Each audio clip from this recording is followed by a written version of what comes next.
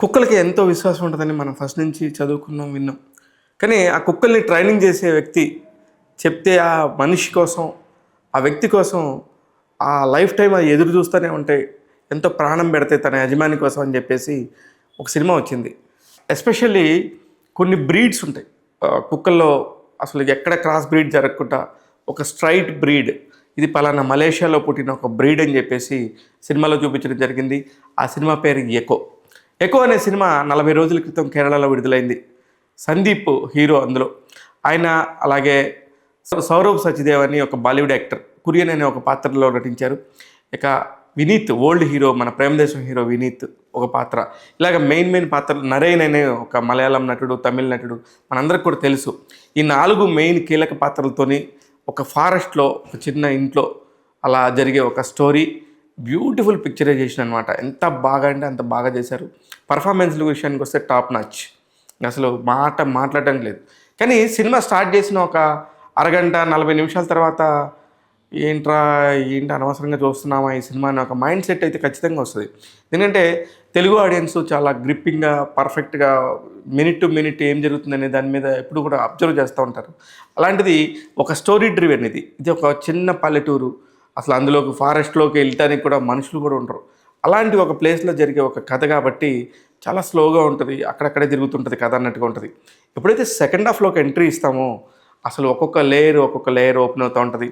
అన్నీ కూడా చాలా బాగా డిజైన్ చేశారు దర్శకుడు. అయితే ఈ సినిమాకి సంబంధించి ఎందుకు నేను ఇంత ఇంట్రెస్టింగ్గా చెప్తున్నానంటే, చాలా చిన్న స్టోరీని ఎంత గ్రిప్పింగ్గా చెప్పొచ్చు అంటే, డైరెక్టర్లో విషయం ఉంటే కనుక ఆ కంటెంట్కి పర్ఫామ్ చేసే వాళ్ళు కనుక పర్ఫామ్ చేస్తే నెక్స్ట్ లెవెల్ కంటెంట్గా మనకి ధృవీకరించబడింది. అదే ఈ ఎక్కువ సినిమా.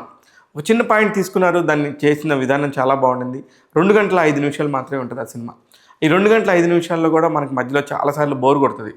కానీ ఎప్పుడైతే కథ కనెక్ట్ అవుతామో, మధ్యలోకి వెళ్ళిపోయి ఓకే ఇతనా అనుకుని మనకు ఎప్పుడైతే ఒక క్వశ్చన్ మార్క్ నుంచి ఆన్సర్స్ రావడం మొదలైతాయో, వరుసగా ఆన్సర్స్ వస్తూ ఉంటాయి. ఫైనల్ ఎండ్ కూడా మీరే నిర్ణయించుకోండి, మీరే ఎవరికి ఏ శిక్ష వేస్తారో వేసేసుకోండి అన్నట్టుగా దర్శకుడు వదిలేశాడు ఆ కథని. అంత బ్యూటిఫుల్గా పిక్చరైజ్ చేశారు. అన్నిటికంటే బ్యూటీ ఏంటంటే, పృథ్వీరాజ్ సుకుమారన్ గారి సినిమాతో పోటీపడి ఈ సినిమా విడుదలైంది మలయాళంలో. 40 రోజుల తర్వాత నెట్ఫ్లిక్స్లోకి వచ్చింది. ఇప్పుడు టాప్ 10లో ఖచ్చితంగా ఉండింది. ఇంకా ఎన్నాళ్ళు, ఇంకొక నాకు తెలిసి 5-6 వారాలు ఖచ్చితంగా ఉంటుంది. ఎందుకంటే అంత బాగుండింది ఆ గ్రిప్పింగ్గా. ఇలాంటి స్టోరీస్నే నెట్ఫ్లిక్స్ వాళ్ళు ఎప్పుడు కూడా ఎంకరేజ్ చేస్తుంటారు కాబట్టి ఈ సినిమా కూడా అదే ఉంటుందని చెప్పి నేను అనుకుంటున్నాను. 5 కోట్లతో తీసిన ఈ సినిమా 50 కోట్ల రూపాయల బడ్జెట్ని రాబట్టడం అంటే చాలా పెద్ద విషయం. ఇలాంటి సినిమాలు ఆడితేనే చాలా రకరకాల సినిమాలు మార్కెట్లోకి వస్తాయి. అందుకే ఈ సినిమా గురించి మీకు రివ్యూ చెప్పాలనిపించింది. ఎక్కువ సినిమా టైం ఉంటే కనుక బ్యూటిఫుల్ టైం ఫోకస్గా చూడండి, ఖచ్చితంగా బాగుంటుంది. ఇది 5 భాషల్లో స్ట్రీమింగ్ అవుతుంది. అందుకని ఎవరికి ఏ భాష వాళ్ళకైనా సరే ఇష్యూ ఉండదు కాబట్టి ఖచ్చితంగా చూడొచ్చు. నెట్ఫ్లిక్స్లో ఎక్కువ సినిమాని చూస్తే మాత్రం ఒక మంచి స్ట్రాంగ్ ఫీలింగ్, ఒక మంచి కథ అని చెప్పిన ఫీలింగ్ అయితే ఖచ్చితంగా కలుగుతుంది. చూసి ఎంజాయ్ చేయండి. నేను మీ శివ మల్లాల.